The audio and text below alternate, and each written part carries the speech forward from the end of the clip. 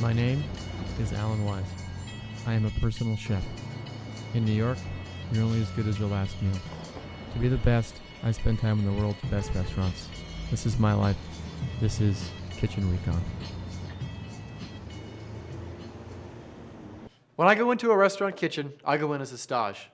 I'll do anything it takes. Alan, you gotta go a little faster here, Mop the floors, peel potatoes, but I have one thing in God. mind, Alan. and that's to learn the secrets behind some specific techniques that go into an amazing dish. And that's what I need. Lobster sauce is hard to make. It requires a certain touch and time and love. Ren's the master of the lobster sauce.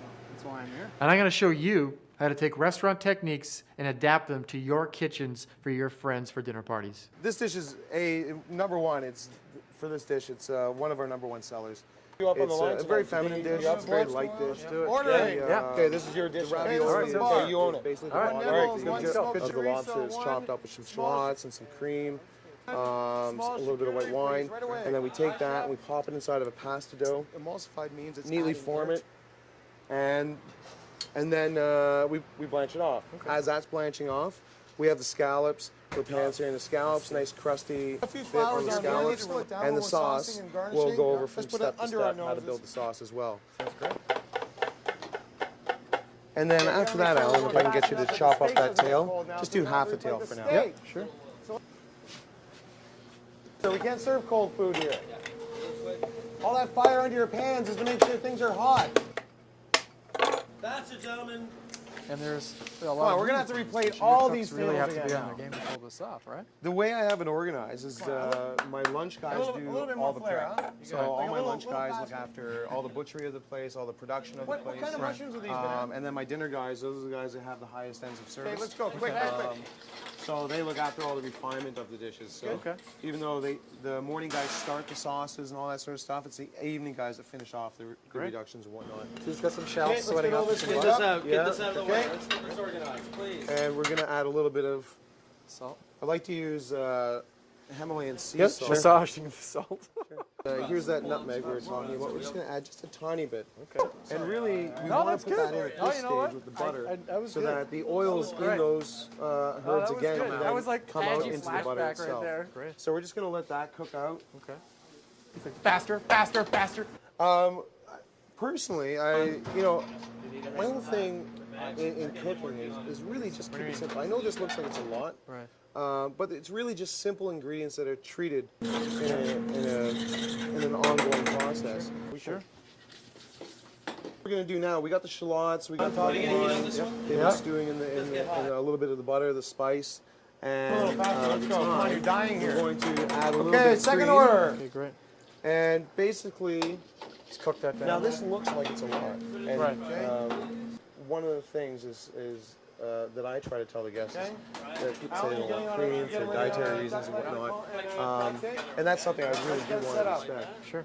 But with this, what's going to be happening is by the time this is finished, and in a ravioli, it's such a small amount. And now we're at the finishing stages. Right. So we have everything in there that we started off with. Right. If you just want to grab this torpedo here for me, this can. Yeah. And what we'll do is we'll just put the can down here, and then we'll just empty all this in here. All right. And this all gets pureed together. Yeah.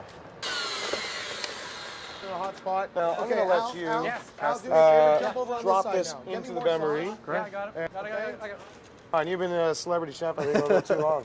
So, I've never seen anyone puree lobster bolls before. Yeah. It was just something you came up with. Johnny's waiting on you. No, I started doing it simply because I just Hey, it looks like you're kind of crumbling under the heat, eh, by brother? breaking up the shell. It smells amazing. And I all want the a little crust legs on and those stuff. scallops. Yeah. Nothing wiggly. They got to be cooked. They got to be It really hot. does help. And they The got to be finished sweet. product comes out smooth. You know, there's never any The problems one with thing it. you really got to be cautious of, though, when pureeing the shells is really divide your lobster up into 5 different parts. Right. So we're going to build the sauce. Yep. So we'll start off with a few shallots. Yep. Hey, don't fall We want to warm our pan slightly, Okay. and we're going to add a little bit of brandy. Okay. And that brandy, once it becomes warm, she's going to catch on fire. And let's just have a little taste of the sauce. Looking for those 4 elements, the sour, the sweet, Right. the acid, and the fat. That bowl there. Just with your hands. Wow, the brandy really comes through, eh? $6. You knew. Good, Pretty good. and pink. So I Got think some nice basil. one Yeah, thing. don't be afraid to use it. It's all So good stuff. okay, so we got our sauce done. Yep. Our raviolis are done. Okay. Really, the only thing that's left is searing some scallops and throw some mushrooms and leeks in the pan. Right. So I'm going to ask you to actually create some nice ribbons for me. Yep. Using the leek. Yep. Give me something fresh right away. The ravioli's already in the window. You got to go fast on that mushroom. Fast, fast, fast. Alan, get some pans on. Yeah, please. sure. Get a couple cast irons on for me. Crank those fires. People have lost contact with their food. Right. You know, we have little pieces of metal that we use to eat with, or little pieces of wood that we use to eat with, or we go to a shopping mall and buy our food. We don't see the farms anymore. We don't touch our food anymore. You know, and getting so that looks great, beautifully seasoned. What we're gonna do because we're getting is just pull that pan off. She's really, really hot now, and we're gonna take a little bit of this butter, and we're gonna put a little bit on each one. Okay, great. I have a little bit of. Now this is make just sure we're going fast enough that the steak doesn't get cold now. So we chervil don't have to oil. like the steak. So let's go. We got to go a little faster. Right. We can't serve cold food. So we're gonna take that Okay. and our little knob of butter there, and I'm gonna let you place that in the pan. And what we're really trying to do. Can we get a pickup on the? Beautiful. Sauce in the bowl, please. That's fine. I don't care about the ravioli. Sauce in. Okay, let's go. Where's the ravioli? Look at those. So we'll Okay, get rid of this. let's flash the steak. Let's get the sauce on. So what we're trying to do here is create a crust. Sean, get ready. So it's not just Okay, a then we're sear, gonna roll into but we one really tuna want right away, the scallops okay? to really the give a plate crust. down. Now, when I'm looking at a pan and I see a little bit of fat there and I see gray smoke, I want to pull that off them up. because that gray smoke is starting to burn something, starting to give a dark sear. So, yeah, that's beautiful. No? We want it to sit a little longer. Can we flip these over? Yeah, please do. Please do. They look great. Good job. Your ability to relate to The water every time, poached off, and the texture's great.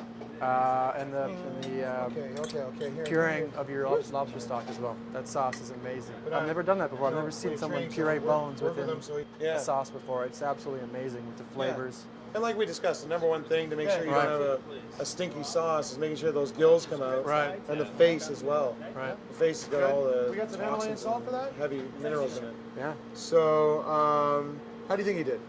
Would you hire him? He was. So Al, how do you like being in the shit, huh? In the weeds? In the weeds. It's not for the faint of heart. It's all.